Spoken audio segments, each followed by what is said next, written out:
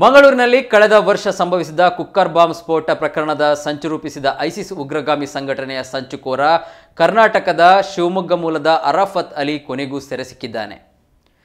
ರಾಷ್ಟ್ರೀಯ ತನಿಖಾ ಸಂಸ್ಥೆ ಎನ್ಐಎ ಕೀನ್ಯಾದ ನೈರೋಬಿಯಾದಿಂದ ದಿಲ್ಲಿ ವಿಮಾನ ನಿಲ್ದಾಣಕ್ಕೆ ಬಂದಿಳಿದ ಸಂದರ್ಭ ವಶಕ್ಕೆ ಪಡೆದುಕೊಂಡಿದೆ.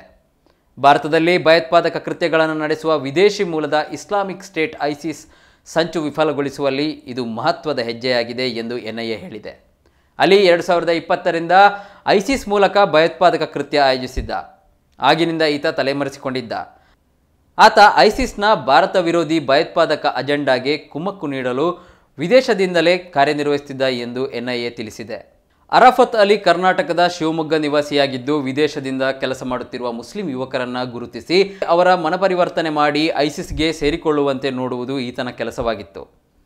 ಮಂಗಳೂರು ಕುಕ್ಕರ್ ಬಾಂಬರ್ ಟಾರ್ಗೆಟ್ ಏನಾಗಿತ್ತು ಎಂಬ ಬಗ್ಗೆ ಮಂಗಳೂರಿನಲ್ಲಿ ಹಲವು ಜಾಗಗಳಲ್ಲಿ ಹೆಸರು ಹರಿದಾಡಿತ್ತು. ಆದರೆ ಇದೀಗ ರಾಷ್ಟ್ರೀಯ ತನಿಖಾ ದಳವೇ ಅಧಿಕೃತವಾಗಿ ಕುಕ್ಕರ್ ಬಾಂಬರ್ನ ಟಾರ್ಗೆಟ್ ಆಗಿದ್ದ ಜಾಗದ ಹೆಸರನ್ನು ರಿವೀಲ್ ಮಾಡಿದೆ. ಮಂಗಳೂರಿನ ಕದ್ರಿ ಮಂಜುನಾಥ ದೇವಸ್ಥಾನವೇ ಕುಕ್ಕರ್ ಬಾಂಬ್ ಶಾರಿಕ್ನ ಟಾರ್ಗೆಟ್ ಆಗಿತ್ತು ಎಂದು ಹೇಳಿದೆ. ನಿನ್ನೆ ಕುಕ್ಕರ್ ಬಾಂಬ್ ಬ್ಲಾಸ್ಟ್ನ ಮಾಸ್ಟರ್ ಮೈಂಡ್ ಅರೆಸ್ಟ್ ಆದ ಬೆನ್ನಲ್ಲೇ ಮಂಗಳೂರು ಬ್ಲಾಸ್ಟ್ ಟಾರ್ಗೆಟ್ ಬಹಿರಂಗವಾಗಿದೆ. ಮಂಗಳೂರಿನ ಕದ್ರಿ ಮಂಜುನಾಥೇಶ್ವರ ದೇವಸ್ಥಾನವೇ ಟಾರ್ಗೆಟ್ ಆಗಿತ್ತು ಅಂತ ಎನ್ಐಎ ಹೇಳಿದೆ. ಮಾಸ್ಟರ್ ಮೈಂಡ್ ಅರಾಫತ್ ಅಲಿ ಬಂಧನದ ಕುರಿತು ಅಧಿಕೃತ ಪತ್ರಿಕಾ ಹೇಳಿಕೆಯಲ್ಲಿ ಕದ್ರಿ ಟಾರ್ಗೆಟ್ ಆಗಿತ್ತು ಅಂತ ಎನ್ಐಎ ಹೇಳಿಕೊಂಡಿದೆ. ಅರಾಫತ್ ಅಲಿ ಶಿವಮೊಗ್ಗದ ತೀರ್ಥಹಳ್ಳಿಯವರು.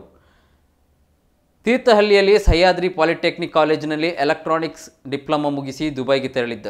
ಶಿವಮೊಗ್ಗ ಭಯೋತ್ಪಾದನೆ ಸಂಚು ಪ್ರಕರಣದಲ್ಲಿ ಆರೋಪಿ ಮೊಹಮ್ಮದ್ ಶಾರಿಕ್ ಮಂಗಳೂರು ಕದ್ರಿ ಮಂಜುನಾಥ ದೇವಸ್ಥಾನದಲ್ಲಿ ಪ್ರೆಷರ್ ಕುಕ್ಕರ್ ಬಾಂಬ್ ಇಡಲು ಆಟೋದಲ್ಲಿ ತೆರಳುತ್ತಿದ್ದ ವೇಳೆ ಅದು ಸ್ಫೋಟಗೊಂಡಿತ್ತು. ಅರಾಫತ್ ಅಲಿ ಮತ್ತೊಬ್ಬ ಆರೋಪಿ ಮೊಹಮ್ಮದ್ ಶಾರಿಕ್ಗೆ ಭಯೋತ್ಪಾದಕ ಕೃತ್ಯಗಳನ್ನು ನಡೆಸಲು ಹಣ ನೀಡಿದ್ದ ಎಂದು ಆರೋಪಿಸಲಾಗಿದೆ. ಈತ ಶಾರಿಕ್ಗೆ ಒಂದೆರಡು ಬಾರಿ ಹಣ ವರ್ಗಾವಣೆ ಮಾಡಿದ್ದ ಎನ್ನಲಾಗಿದೆ. ಅರಾಫತ್ ಅಲಿ ಅವರು ಪ್ರಕರಣದ ಇತರ ಆರೋಪಿಗಳೊಂದಿಗೆ ನಿರಂತರ ಸಂಪರ್ಕದಲ್ಲಿದ್ದಾರೆ ಮತ್ತು ಪಿತೂರಿಯ ಯೋಜನೆ ಮತ್ತು ಕಾರ್ಯಗತಗೊಳಿಸುವಲ್ಲಿ ಸಕ್ರಿಯವಾಗಿ ತೊಡಗಿಸಿಕೊಂಡಿದ್ದಾರೆ.